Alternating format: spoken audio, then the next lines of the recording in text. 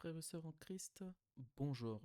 Soyez les bienvenus sur notre chaîne qui est une chaîne de prédication et d'enseignement basée sur la parole de Dieu. La prédication d'aujourd'hui portera sur l'onction. Mais avant d'aller plus loin, confions ce moment au Seigneur. Seigneur, merci pour ta grâce dans nos vies, que ton règne vienne, que le cœur de tout auditeur et de toute auditrice soit disposé à recevoir ta parole et qu'elle porte du fruit dans nos vies pour ta gloire, au nom de Jésus. Amen. L'onction. Pour aborder ce thème d'aujourd'hui, nous allons euh, procéder en trois grandes parties. Dans la première partie, nous verrons ce qu'est l'onction, comprendre l'onction. Dans la deuxième partie, nous allons voir quelques caractéristiques de l'onction. Et dans la troisième partie, nous verrons l'onction et le Saint-Esprit. Et dans cette troisième partie-là, on verra comment obtenir l'onction et la faire fructifier et accroître son onction. Alors, commençons par une introduction. L'onction, on entend souvent ce mot-là, un tel est rempli d'onction, un tel a l'onction, une telle a l'onction. Euh, nous allons commencer par un exemple. Supposons que vous êtes en voiture et un citoyen lambda vous arrête. Déjà, dans un premier temps, vous n'avez aucune raison de vous arrêter. Et parce que c'est un citoyen lambda. Maintenant, ce même citoyen lambda se représente à vous quelque temps plus tard, mais avec le statut de policier. Donc, étant policier, lorsqu'il vous arrête, vous êtes obligé de vous arrêter de par son autorité. Et donc, ce citoyen lambda devenu policier, cette fonction-là, lui a octroyé une autorité. Et donc, même si vous n'êtes pas d'accord avec ce citoyen, du fait qu'il a cette autorité de policier, vous devez lui obéir et vous soumettre à son contrôle. Et donc, euh, supposons encore que quelque temps après, ce policier-là se fasse corrompre. Eh bien, il est toujours policier jusqu'à ce qu'il soit jugé, il est toujours policier. Il est policier corrompu, mais il est toujours policier. Il n'a peut-être plus l'approbation de l'autorité supérieure, donc de l'État qui est au-dessus de lui, mais il a toujours le statut de policier jusqu'à ce qu'il en soit destitué. Donc, si vous avez compris cet exemple, vous avez compris euh, dans l'ensemble comment l'onction fonctionne. L'onction octroie une autorité. C'est Dieu qui donne l'onction de par son Saint-Esprit. Et lorsqu'une personne manifeste l'onction, elle doit se soumettre à Dieu. Maintenant, s'il s'avère qu'elle n'est pas soumise à Dieu, elle ne perd pas tout de suite cette autorité, elle ne perd pas tout de suite cette onction. Seulement, elle manifeste l'onction sans être approuvée par Dieu. De même qu'un policier corrompu peut continuer de manifester, d'exercer son autorité sans être approuvé par l'État. Voilà. Donc, nous allons maintenant rentrer dans le vif du sujet. Comprendre l'onction. L'onction est un pouvoir de Dieu confié à l'homme pour une œuvre bien précise. Dieu donne un pouvoir à une personne pour une mission précise. Allons voir dans Luc chapitre 9, versets 1 et 2. Jésus-Christ parle et il dit, il est écrit, Jésus ayant assemblé les 12, donc les 12 disciples, leur donna force et pouvoir sur tous les démons, avec la puissance de guérir les maladies. Eh bien, en lisant le verset 2, la Bible dit, il les envoya prêcher le royaume de Dieu et guérir les malades. Eh bien, ce que Jésus-Christ a donné à ses disciples, ce n'est pas quelque chose de visible. La Bible dit qu'il leur a donné pouvoir, force et pouvoir sur tous les démons. Eh bien, cette force et ce pouvoir-là, c'est une autorité spirituelle que Jésus-Christ a confiés à ses disciples. Mais dans quel but? La Bible dit au verset 2, il les envoya prêcher le royaume de Dieu et guérir les malades. Mais pourquoi est-ce que pour aller prêcher le royaume de Dieu et guérir les malades, Jésus-Christ a trouvé qu'il était nécessaire de donner l'onction, de confier l'onction aux disciples? Parce que le monde dans lequel nous sommes est un monde qui est soumis à une guerre spirituelle. Donc si vous n'avez pas l'onction, vous allez rentrer dans des combats où vous allez être confus et confondus par les puissances démoniaques qui régissent plusieurs régions dans ce monde. Et donc Jésus-Christ, sachant que même si ses disciples partaient physiquement, il, il y allait il allait avoir une opposition spirituelle et donc il fallait qu'il équipe ses disciples de cette autorité spirituelle. Luc chapitre 10, verset 17 à 20. Alors, la Bible dit, les 70 revinrent avec joie, disant, Seigneur, les démons même nous sont soumis en ton nom. Je vais m'arrêter là. Les disciples, alors là, Jésus-Christ avait envoyé 70 de ses disciples, il avait envoyé ses disciples à deux faire sa mission. Et lorsqu'ils sont revenus de mission, ils ont constaté qu'effectivement, par le pouvoir que Jésus-Christ leur avait octroyé, leur avait confié, ils avaient autorité sur les démons. Et ça a été une surprise pour eux. Et quand ils reviennent, ils disent, Seigneur, même les démons nous sont soumis. Mais ce qui est très intéressant dans cette phrase, c'est en ton nom. Jésus-Christ a confié un pouvoir à ses disciples et les démons sont soumis au nom de Jésus-Christ. Pas un autre nom, au nom de Jésus-Christ, parce qu'en vérité, le maître de l'onction, c'est Jésus-Christ de Nazareth. Jésus-Christ est le propriétaire de l'onction et il confie différentes portions d'onction à qui il veut, comme bon lui semble. C'est lui qui est le propriétaire de l'onction. Maintenant, avoir l'onction, c'est une chose. Entretenir l'onction, c'est une toute autre chose. Plusieurs de ses disciples qui sont revenus en disant, Seigneur, les démons nous sont soumis en ton nom, eh bien plusieurs de ces disciples-là, plus tard, ont abandonné Jésus, tout en ayant reçu l'onction pour chasser les démons. Donc, là, je ne vais pas aller plus loin, parce que nous allons revenir sur ce passage et sur ce sujet plus loin dans l'enseignement, lorsqu'on verra la différence entre l'onction et le Saint-Esprit. L'onction est un pouvoir de Dieu confié à l'homme pour une œuvre. Maintenant, on va ouvrir une petite parenthèse pour voir cela dans l'Ancien Testament.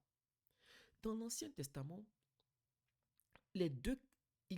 l'onction avait deux aspects. On avait l'aspect physique de l'onction et l'aspect spirituel. D'ailleurs, c'est toujours d'actualité.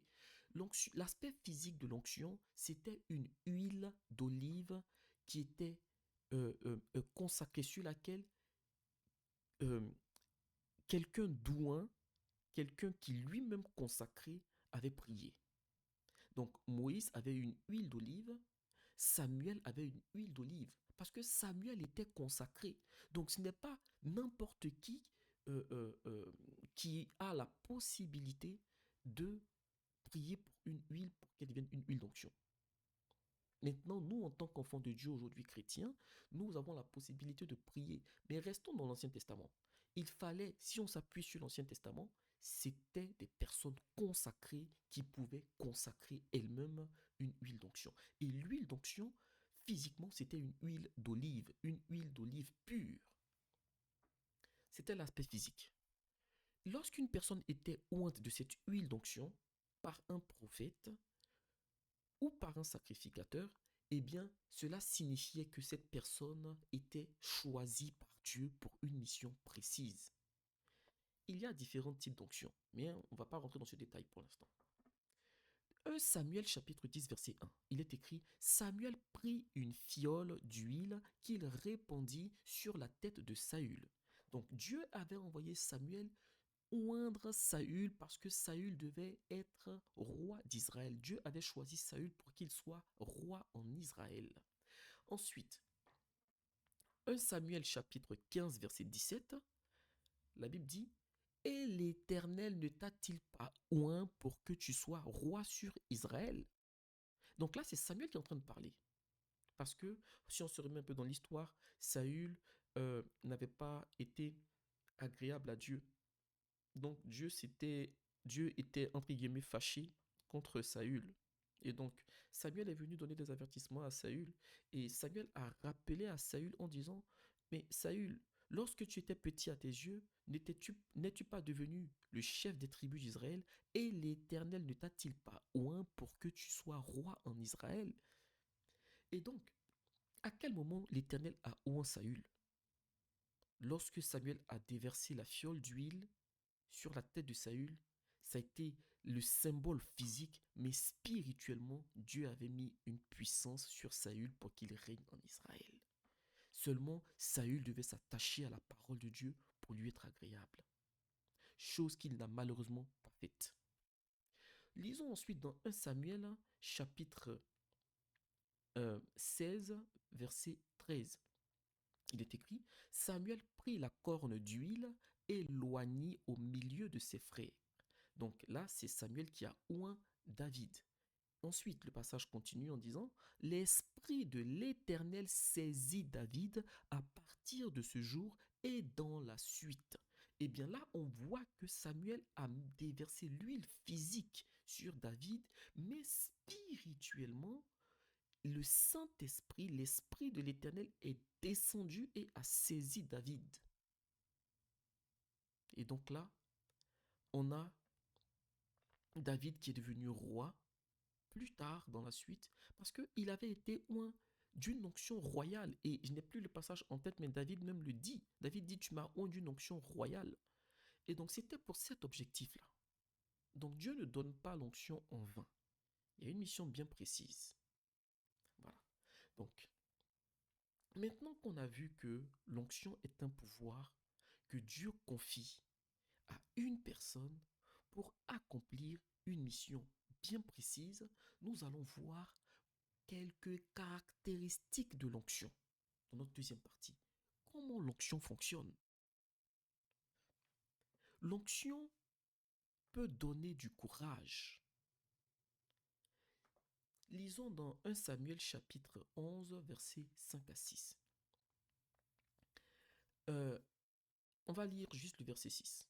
Il est écrit: Dès que Saül entendit ces paroles, entendu ces choses, il fut saisi par l'Esprit de Dieu et sa colère s'enflamma fortement. Parce que euh, euh, Saül avait constaté une situation avec les gens de Jabès. Vous pouvez lire un peu plus haut dans le chapitre 11. Et donc, c'est une situation qui, normalement, devait susciter la peur ou la crainte, l'appréhension. Mais Saül, vu qu'il avait reçu l'onction, eh bien, il a eu une réaction qui n'était pas naturelle, parce que la Bible nous dit: il fut saisi par l'Esprit de Dieu. Donc, cette façon dont Saül a réagi, ce n'était pas, comment dire, c'est Saül qui a réagi, mais la source de cette réaction, c'était l'Esprit de Dieu. Eh bien, l'onction donne du courage. L'une des caractéristiques de l'onction, c'est que par moments, il y a des choses que vous ne pouvez pas faire vous-même, toute seule. Mais dans l'œuvre de Dieu, le Saint-Esprit, lorsqu'il vous a oint, par moments, l'onction que vous avez peut vous donner le courage de traverser certaines épreuves, de traverser certaines étapes et de confronter certaines situations. L'onction bannit la peur. L'onction donne du courage. On peut citer l'exemple aussi de David et Goliath. David avait été oint. David avait été oint. Lorsque David a battu Goliath, David avait déjà été préalablement, mais bien avant, oint par Samuel. Mais on voit aussi que David avait une relation avec le Seigneur. Parce que lorsque David battait Goliath, David disait que euh, il avait été confronté à des situations où, quand il veillait sur les brebis, un ours s'était s'était attaqué à ses brebis et un lion aussi, et il les a tous les deux tués. Peut-être pas en même temps, mais il a tué l'ours et le lion. Et donc, David avait déjà l'esprit de l'Éternel en lui. L'onction peut octroyer, en plus du courage, une force particulière. Et l'exemple dans la parole de Dieu où on voit un homme qui avait une force surhumaine, c'est Samson. En d'autres disent Samson, mais si on lit dans Juge chapitre 14, verset 6, il est écrit: Et l'esprit de l'Éternel ayant saisi Samson, il déchira le lion comme s'il eût déchiré un chevreau, sans avoir rien dans sa main. Vous voyez, ce n'est pas quelque chose d'humain. L'onction donne une force particulière. Et donc là, Samson a manifesté une force physique. Mais l'onction peut vous octroyer une force spirituelle particulière. Et là, lorsque vous priez, que vous avez l'onction, il faut que ça soit accompagné de foi. Alors, l'onction défie la logique humaine, frères et sœurs. Mais il faut faire attention à une chose. L'onction de Dieu, même lorsqu'elle défie la logique humaine, elle est toujours conforme à la parole de Dieu dans sa manifestation. Qu'on ne vous trompe pas. Parce qu'aujourd'hui, on entend des choses qui sont en dehors de la parole de Dieu, où il n'y a aucune référence à la parole de Dieu. Et malheureusement, beaucoup d'enfants de Dieu sont trompés parce qu'on dit l'onction. Oui, l'onction, c'est bien que ça se manifeste, mais est-ce que l'onction qui est manifestée n'est pas en contradictoire avec la parole de Dieu? Lorsque le Saint-Esprit agit en nous, lorsque l'onction de Dieu se manifeste en nous, elle est toujours conforme à la parole de Dieu. Voyons voir un passage où l'onction a défié la logique humaine. Josué chapitre 10, versets 12 à 14. Je vais commencer au verset 13 et je vais résumer. Il est écrit: Et le soleil s'arrêta et la lune suspendit sa course jusqu'à ce que la nation eût tiré vengeance de ses ennemis. Cela n'est-il pas écrit dans le livre du juste?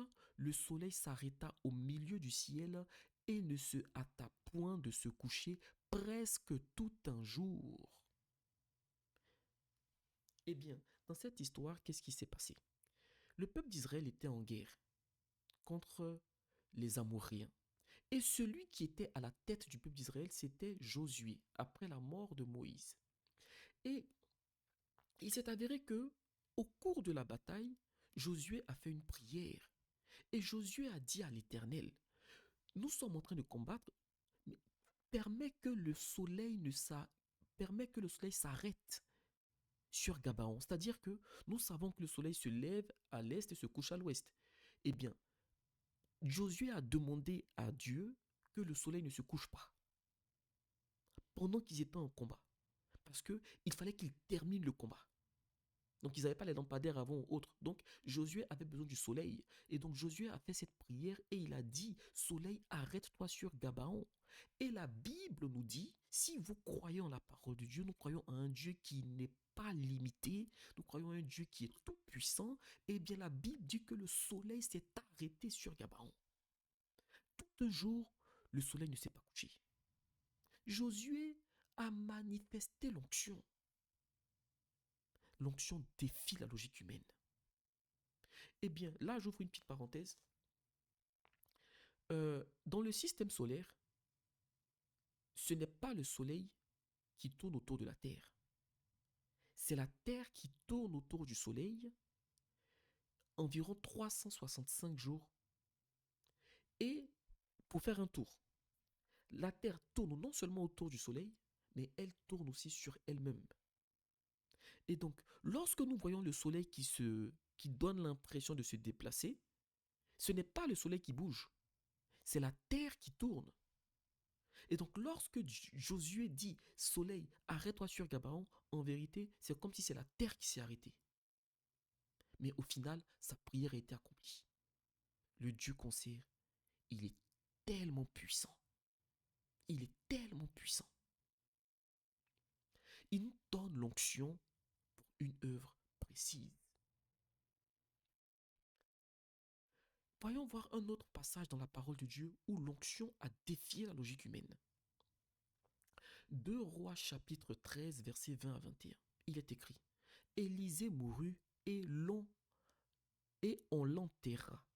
L'année suivante, des troupes de Moabites pénétrèrent dans le pays. Et comme on enterrait un homme, voici, on aperçut une de ces troupes et l'on jeta l'homme dans le sépulcre d'Élisée. L'homme alla toucher les os d'Élisée et il reprit vie et se leva sur ses pieds. Dans ce passage, le prophète Élisée, qui a pris la succession du prophète Élie, le prophète Élisée était mort. Quand il était mort, nous savons tous que Élisée était rempli d'onction.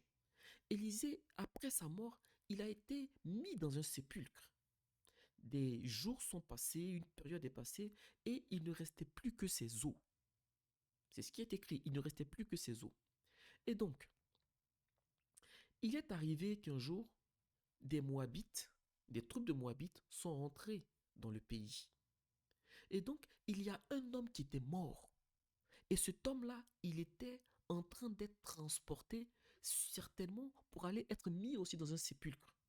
Et donc, ceux qui transportaient le corps, lorsqu'ils ont vu les troupes des Moabites, ils ont paniqué et ils ont laissé le corps tomber. Et le corps a roulé jusqu'à ce que le corps du mort aille toucher les os d'Élisée. Et lorsque le corps de ce mort a touché les os d'Élisée, la Bible nous dit que cet homme a repris vie. Et il s'est levé sur ses pieds. Mais Élisée est mort. Élisée est mort. Je dis, l'onction défie la logique humaine. L'onction n'a pas empêché Élisée de mourir, mais l'onction qui était restée sur les os d'Élisée, eh bien, cette onction-là a ressuscité un mort. L'onction défie la logique humaine. Mais l'onction, en défiant la logique humaine, elle est toujours conforme à la parole de Dieu dans sa manifestation. Jésus-Christ a ressuscité des morts. C'est conforme. Jésus-Christ a ressuscité des morts.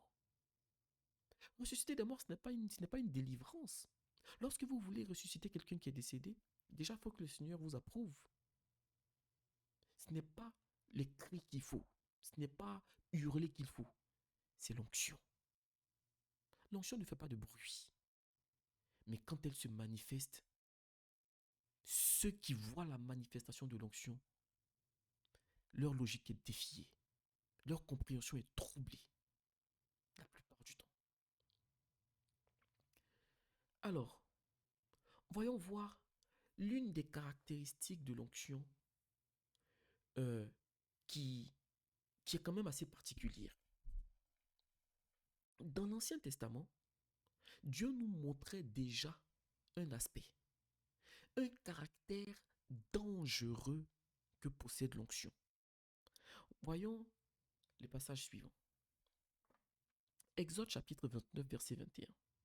Il est écrit: Tu prendras du sang qui sera sur l'autel et de l'huile d'onction et tu en feras l'aspersion sur Aaron et sur ses vêtements, sur ses fils et sur leurs vêtements. Ainsi seront consacrés Aaron et ses vêtements et ses fils et leurs vêtements. Dieu parle à Moïse et Dieu dit à Moïse de consacrer Aaron et ses enfants. Lisons maintenant plus tard, après avoir été consacrés, approuvé par Dieu. Dans Nombre chapitre 3, verset 3, il est écrit, je vais commencer au verset 2. Voici les noms des fils d'Aaron: Nadab, le premier-né, Abihu, Eliezer et Itamar. Donc il a 4 enfants, 4 fils. Ce sont là les noms des fils d'Aaron qui reçurent l'onction comme sacrificateurs et qui furent consacrés pour l'exercice du sacerdoce. Vous voyez, j'avais dit plus haut qu'il y a plusieurs types d'onction. Donc ça, c'est l'onction pour exercer le sacerdoce, l'onction de sacrificateur. David avait reçu l'onction royale. Il y a l'onction prophétique, il y a l'onction pour évangéliser, il y a l'onction pour délivrer des démons. Il y a différents types d'onction. Et lorsque vous recevez une onction, l'onction que vous recevez, elle peut grandir. Parce que l'onction doit s'entretenir. Et donc, nous avons vu ici que Dieu avait choisi des fils d'Aaron et Dieu avait dit à Moïse de consacrer ces 4 enfants d'Aaron pour le sacerdoce. Donc, ils ont été consacrés et oints comme étant sacrificateurs. Voyons maintenant ce qui se passe plus loin dans Lévitique chapitre 10, verset 7. Il est écrit: Vous ne sortirez point de l'entrée de la tente d'assignation, de peur que vous ne mouriez, car l'huile de l'onction de l'Éternel est sur vous. Ils firent ce que Moïse avait dit. Vous voyez, frères et sœurs, ils sont oints, ils sont consacrés, ils sont choisis par Dieu pour l'exercice du sacerdoce, mais il y a une consigne qui leur a été donnée plus tard, en leur disant de ne pas sortir de la tente d'assignation, de peur. Quelle était la conséquence? La mort, malgré leur onction. Et ensuite, qu'est-ce qu'on dit au verset 7, Lévitique chapitre 10, on donne la cause. Pourquoi est-ce qu'ils vont mourir s'ils sortent? La Bible dit, car l'huile d'onction de l'Éternel est sur vous. L'une des caractéristiques de l'onction, ce qui rend l'onction dangereuse, c'est que plus vous avez l'onction et moins vous avez droit à l'erreur. Il faut l'avoir à l'esprit. Quand Dieu vous donne une onction et que vous demandez à ce que Dieu accroisse cette onction, il peut le faire. Mais quand votre onction grandit, vous avez de moins en moins droit à l'erreur. C'est pourquoi la Bible dit que ce livre de la loi ne s'éloigne point de ta bouche, médite-le jour et nuit afin d'agir fidèlement. La première des choses qu'un enfant de Dieu doit demander à Dieu lorsqu'il donne sa vie au Seigneur, c'est de connaître la parole. Parce que lorsque vous connaîtrez la parole, vous saurez comment agir et réagir lorsque vous recevez l'onction. Mais si vous avez l'onction, que vous n'êtes pas assis dans la parole, l'onction peut vous tuer. L'onction peut provoquer des situations que vous n'allez pas supporter. Parmi les enfants d'Aaron, je n'ai pas mis le passage, on voit que il y a 2 des enfants d'Aaron qui eux aussi avaient été consacrés comme sacrificateurs, qui ont pris du feu étranger et qui ont voulu le mettre dans le feu saint de l'Éternel. Et Dieu n'avait pas demandé ça. La Bible dit que le feu est sorti du milieu de l'Éternel et les a consumés. Alors qu'ils étaient oints. L'onction ne fait pas tout. L'onction ne nous autorise pas à tout. L'onction est quelque chose, est un pouvoir dangereux. Maintenant, nous allons passer à notre 3e et dernière partie. L'onction et le Saint-Esprit. On a souvent tendance à faire la confusion entre l'onction et le Saint-Esprit, de telle sorte que lorsqu'une personne manifeste l'onction, on croit systématiquement qu'elle a le Saint-Esprit. Alors que non, une personne peut entièrement manifester l'onction et ne plus avoir le Saint-Esprit dans sa vie. L'onction est un pouvoir, le Saint-Esprit est une personne. Maintenant, lorsque Dieu nous donne ce pouvoir, nous avons la liberté de soumettre l'exercice de ce pouvoir au Saint-Esprit qui habite en nous. Et si le Saint-Esprit n'est plus en nous, et qu'on ne se revient pas rapidement au Seigneur, c'est quelqu'un d'autre qui va contrôler cette onction. L'onction n'est pas forcément de Dieu. De base, l'onction, c'est Dieu qui l'a créé. Jésus-Christ est le propriétaire de l'onction. Mais aujourd'hui, il y a une autre onction ou une autre tromperie qui se manifeste, qui n'est pas du Saint-Esprit. Lisons dans Jacques chapitre 3, versets 13 à 15. Il est dit, d'ailleurs, je vais lire au verset 14 pour qu'on gagne du temps. Mais si vous avez dans votre cœur un zèle amer et un esprit de dispute, ne vous glorifiez pas et ne mentez pas contre la vérité. Cette sagesse n'est point celle qui vient d'en haut, mais elle est terrestre, charnelle et diabolique.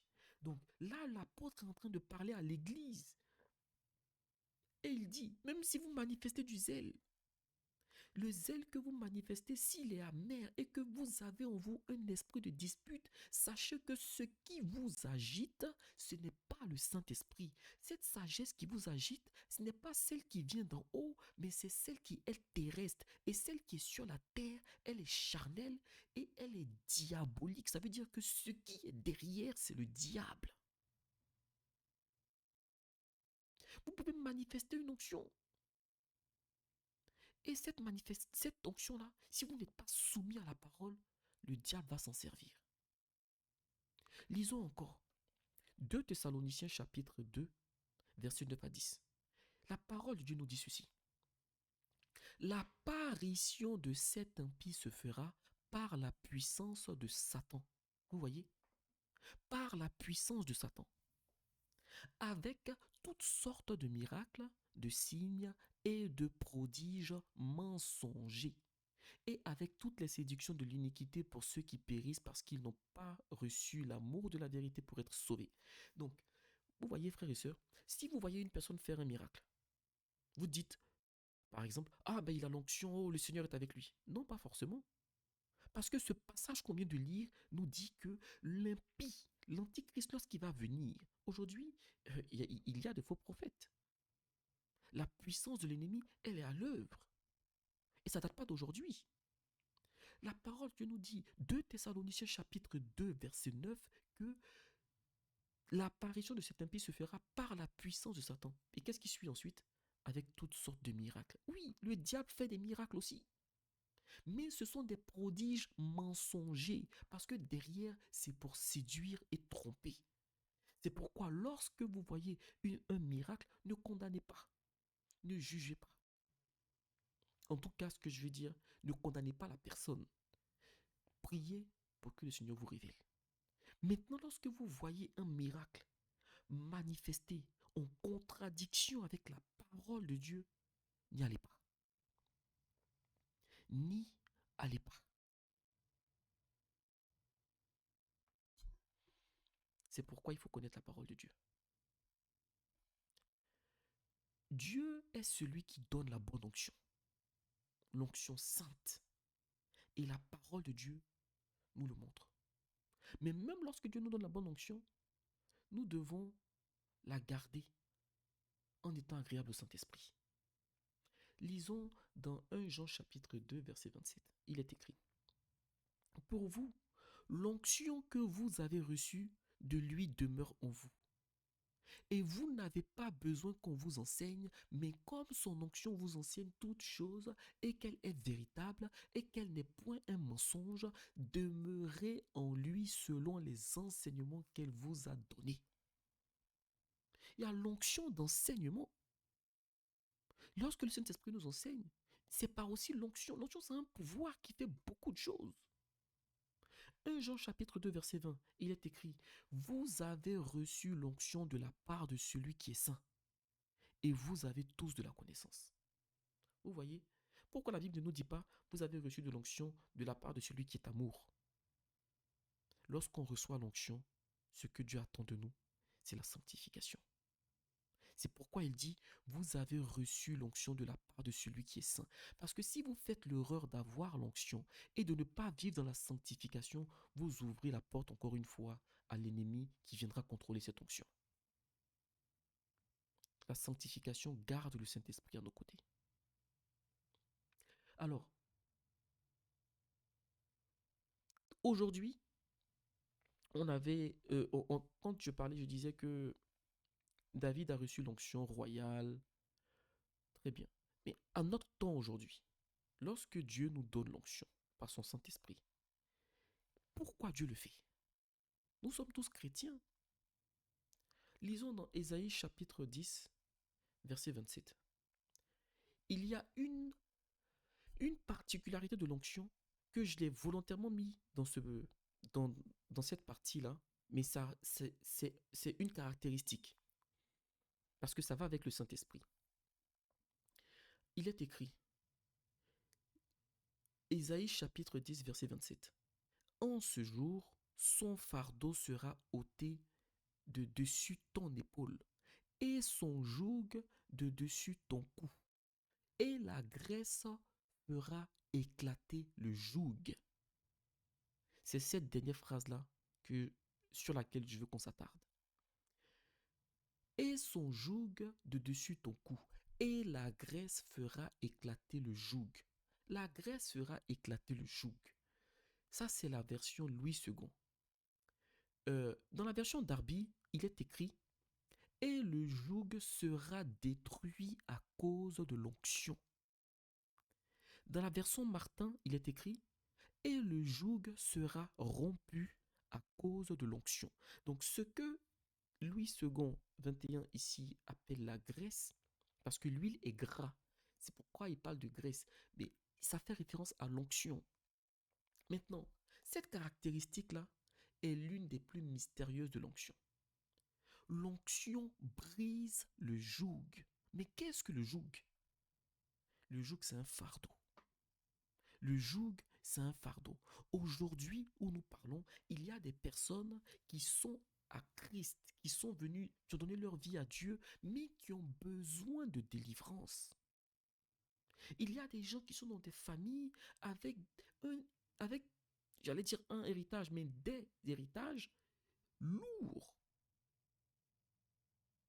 Il y a des choses qui ont été transmises de génération en génération qui créent des blocages dans la vie des personnes. Ce qui fait que même lorsque Dieu accorde des bénédictions, il y a des esprits, ce qu'on appelle dans le milieu de la délivrance, les esprits de la maison du Père. Il y a des entités qui bloquent certaines choses, qui font que certaines vies n'avancent pas. Et donc, la Bible nous dit, à ce problème-là, la solution, c'est l'onction. Parce que l'onction vient briser le fardeau qui est sur vous. L'onction vient briser les blocages. L'onction vient briser le poids que beaucoup d'enfants de Dieu portent. L'onction apporte la délivrance. L'onction brise le joug. L'onction libère. Maintenant, l'onction qui libère, comment est-ce que nous devons faire pour que cette onction-là nous libère? Nous allons voir différentes étapes. Mais avant d'aborder ces différentes étapes, je voulais insister sur le fait que il faut distinguer l'onction et le Saint-Esprit. L'onction est un pouvoir, le Saint-Esprit est une personne qui utilise ce pouvoir à travers nous. C'est lui qui nous donne ce pouvoir. Et donc, on avait lu en début d'enseignement les disciples, dans Jean chapitre 6, les disciples qui revenaient et qui disaient que les démons leur étaient soumis. J'avais dit qu'on allait revenir sur ce sujet. Donc, revenons maintenant sur ce sujet pour comprendre un truc. Jean chapitre 6, versets 66 à 68, il est écrit « Dès ce moment, plusieurs de ses disciples se retirèrent et n'allaient plus avec lui. Jésus donc dit aux 12, « Et vous, ne voulez-vous pas aussi vous en aller ?» Simon-Pierre répondit, « Seigneur, à qui irions-nous? Tu as les paroles de la vie éternelle. » Que s'est-il passé dans cette situation? Jésus-Christ avait déjà donné l'onction à ses disciples, aux 70. Ils étaient partis œuvrer et ils ont vu que les démons leur étaient soumis. quand ils sont revenus, Jésus-Christ leur a dit, ne vous réjouissez pas que les démons vous sont soumis. Réjouissez-vous du fait que euh, euh, vos noms sont écrits dans le royaume des cieux. Je voyais Satan tomber du ciel comme un éclair. C'est ce que Jésus-Christ leur a dit. Quelque temps après, Jésus-Christ leur a donné un enseignement sur le fait que son corps est le pain et que son sang était le vin. Et que pour être sauvé, il fallait manger de son corps et boire de son sang. C'était spirituel. Lui-même, il le dit, ces paroles que je vous ai dites sont esprit et vie. Mais les disciples qui étaient autour, quand ils ont entendu ça, ils ont pris ça à la lettre. Ils ont dit, mais attends, qu'est-ce qu'il nous raconte? Il délire, il veut qu'on mange sa chair, qu'on boive son sang, comme si, comme s'il s'agissait du cannibalisme. Non, Jésus-Christ parlait d'un point de vue spirituel. Mais ne l'ayant pas compris, ses disciples qui avaient préalablement reçu l'onction, la Bible dit, ils se sont éloignés de Jésus. Mais les 12 qui sont restés, eux non plus n'avaient pas compris. Jésus-Christ leur a demandé, et vous, pourquoi vous êtes restés? Ne voulez-vous pas vous en aller aussi comme les autres?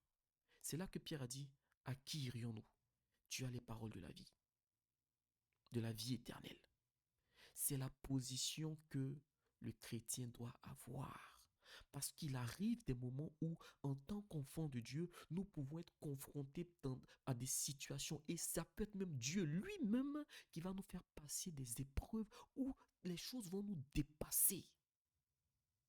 Mais Dieu veut nous envoyer à un point comme celui où Pierre était arrivé. C'est-à-dire, je ne comprends pas ce qui m'arrive, mais je n'ai pas d'autre choix que de rester à côté de toi. À qui irions-nous? Tu as les paroles de la vie éternelle.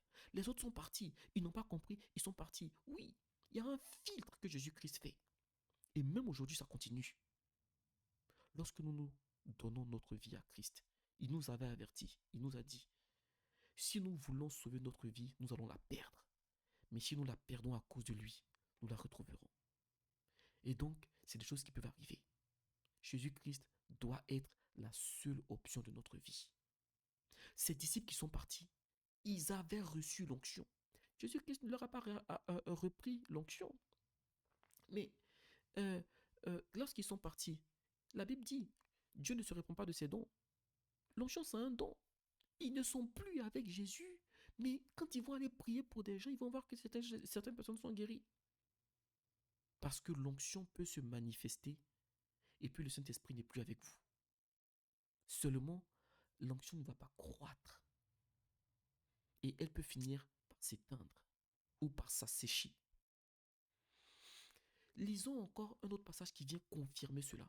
Matthieu chapitre 7, versets 22 à 23. Il est écrit, plusieurs me diront en ce jour, et c'est Jésus-Christ lui-même qui parle. Il dit, Seigneur, Seigneur, n'avons-nous pas prophétisé par ton nom? N'avons-nous pas chassé des démons par ton nom? N'avons-nous pas fait beaucoup de miracles par ton nom? Alors je leur dirai ouvertement, je ne vous ai jamais connu, retirez-vous de moi, vous qui commettez l'iniquité. Frères et sœurs, Jésus-Christ ne s'adresse pas aux païens. Là, il s'adresse à des chrétiens. Et il est en train de dire que les gens, ce qu'ils sont en train de dire, ce n'est pas faux. Ce sont des gens qui ont prophétisé. Mais ils ont prophétisé avec quoi? Ce sont des gens qui ont chassé des démons. Ils ont chassé des démons avec quoi? Ils ont chassé des démons avec l'onction. Ils ont prophétisé avec l'onction. Ils ont fait des miracles avec l'onction. Mais ils ont perdu le Saint-Esprit. Comme la parabole des 12 vierges. Pardon, des 10 vierges. Jésus-Christ leur dira ouvertement, je ne vous ai jamais connu. Retirez-vous de moi, vous qui commettez l'iniquité. L'un des plus grands dangers de l'onction, parce qu'il y en a plusieurs. Le premier déjà, c'est l'orgueil. Le premier, c'est l'orgueil. Le deuxième, c'est le péché. Voici des gens qui ont servi Dieu selon eux, qui ont prophétisé. Dieu me dit, oui, ça peut être vrai. Qui ont chassé des démons, qui ont vu des manifestations, mais qui avaient le péché dans leur vie. Il dit, retirez-vous de moi, vous qui commettez l'iniquité. Une chose à savoir aussi sur l'onction, c'est que l'onction responsabilise la personne qui la possède. Lorsque Dieu vous donne l'onction, vous êtes responsable de l'onction. De même que lorsque l'État assermente un citoyen comme étant policier, pour revenir à l'exemple que j'avais donné au début, il est responsable de son autorité. Il est responsable de rester fidèle à ses engagements initiaux ou de se faire corrompre. Donc, lorsque Dieu nous donne l'onction, nous sommes responsables de ce que nous faisons de cette onction. Mais nous en rendrons des comptes. Alors, quel passage nous le dit? Lisons dans 1 Corinthiens chapitre 14, versets 31 à 32. Il est écrit: Car vous pouvez tous prophétiser successivement afin que tous soient instruits et que tous soient exhortés. Les esprits des prophètes sont soumis aux prophètes, car Dieu n'est pas un Dieu de désordre, mais un Dieu de paix, comme dans toutes les églises des saints. La Bible est en train de nous dire ici que lorsque Dieu vous donne l'onction, ici c'est dans le cadre de l'onction prophétique, eh bien, ce que vous en faites, l'onction est soumise à vous. Les esprits des prophètes sont soumis aux prophètes. Ça veut dire que vous pouvez faire ce que vous voulez avec. Mais sachez-le, le Dieu qu'on sert n'est pas un Dieu de désordre. Donc, si vous prenez ça pour en faire un désordre, faites comme vous voulez. Mais sachez que Dieu n'est pas un Dieu de désordre. Pourquoi je dis ça? Pourquoi je dis que l'onction nous responsabilise? Un jour, quelqu'un qui, je crois, a reçu l'onction, priait et disait: Seigneur, prends le contrôle de ma bouche et ce que tu ne veux pas que je dise, ferme ma bouche pour que je ne le dise pas. Ce que tu veux que je dise, permets que je le dise. Mais en fait, euh, la première fois que j'ai entendu cette prière, ce n'est pas une critique, c'est vraiment un enseignement.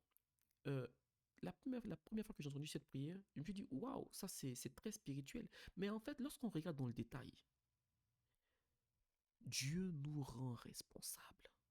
Surtout quand tu vas enseigner l'assemblée de Dieu, tu es responsable des paroles que tu prononces. Si tu veux dire des choses qui ne glorifient pas Dieu, tu diras des choses qui ne glorifient pas Dieu. Si tu veux dire des injures, les injures sortiront. Le Saint-Esprit ne viendra pas mettre la clé à ta bouche pour ne pas que ça sorte. Non, parce que Dieu nous rend responsables. Si tu n'es pas prêt à enseigner, tu n'enseignes pas. Le Seigneur ne viendra pas prendre le contrôle de ta bouche pour ne pas que une mauvaise parole sorte. Non, il ne fait pas ça. Dieu ne fonctionne pas comme ça. Le Dieu qu'on sert, quand il confie quelque chose à ses enfants, il responsabilise ses enfants. David n'a pas dit: Seigneur, tu m'as rendu roi, si tu vois une fille que je convoite, ferme mes yeux à la convoitise. Non, si tu veux convoiter, tu vas convoiter. David a convoité Bathsheba et plus tard, il en a payé le prix. Mais il a su se repentir et Dieu l'a relevé. Mais ça a coûté un lourd tribut à David. Parce que lorsque Dieu nous confie des choses, Dieu nous rend responsables. C'est comme quelqu'un qui vous confie une voiture. Vous n'allez pas dire à cette personne: bon, si je prends le volant de la voiture, je vais aller à droite, que c'est pas le bon trajet, tourne le volant pour que j'aille à gauche. Non, vous avez le volant de la voiture, c'est vous qui dirigez la voiture. Donc quand Dieu vous donne l'onction, quand Dieu nous donne l'onction, nous sommes responsables et Dieu nous responsabilise de ce qu'on en fait. Nous allons terminer en concluant en 3 points. Le premier point, non, nous allons terminer en concluant sur comment obtenir l'onction et faire accroître l'onction. Et cette sous-partie-là, comment obtenir l'onction et faire accroître l'onction, elle comporte 3 points. Le premier point, comment obtenir l'onction et faire accroître l'onction. 1. Se mettre en règle avec Dieu. Si vous voulez avoir l'onction ou une onction renouvelée, il faut être en règle avec Dieu. Regardons dans Jacques chapitre 4, versets 16 à 17. Il est écrit, verset 16 à 17, la prière fervente du juste a une grande efficace. Au verset 17, Élie était un homme de la même nature que nous. Il pria avec instance, pour qu'il ne plût point, et il ne tomba point de pluie sur la terre pendant 3 ans et 6 mois. Donc, la Bible nous dit ici clairement, la prière fervente du juste, ce n'est pas la prière fervente du chrétien. Le chrétien qui vit dans le péché, sa prière n'est pas efficace. C'est ça qu'il faut savoir en fait. Et donc, nous, en tant qu'enfants de Dieu, ça peut arriver qu'on pêche, ça peut arriver qu'on tombe dans le péché. Si ça arrive, on demande pardon, on se répand, on se relève, on se ressaisit et on reprend notre marche avec le Seigneur. Et la Bible nous dit que pour que la prière soit efficace, il faut que celui qui prie soit juste. La prière fervente du juste a une grande efficace. Et on nous donne à titre d'exemple Élie. Élie a beaucoup prié. C'est pourquoi il dit, il a beaucoup prié, mais c'était un homme de la même nature que nous. Il n'avait pas trois têtes ou cinq jambes. Non. C'était un homme comme nous, mais il avait une vie de prière puissante. Et il était juste aux yeux de Dieu. Et donc, ses prières étaient exaucées. Premier point, se mettre en règle avec Dieu. Deuxième point, pour obtenir et faire accroître l'onction. Deuxième point, le jeûne et la prière. Vous ne pouvez pas avoir une onction puissante sans prier, jeûner. Ce n'est pas possible. Vous pouvez avoir les prémices, mais ça va s'estomper très vite. Matthieu chapitre 17, verset 21, versets 20 et 21, il est écrit: c'est à cause de votre incrédulité, leur dit Jésus.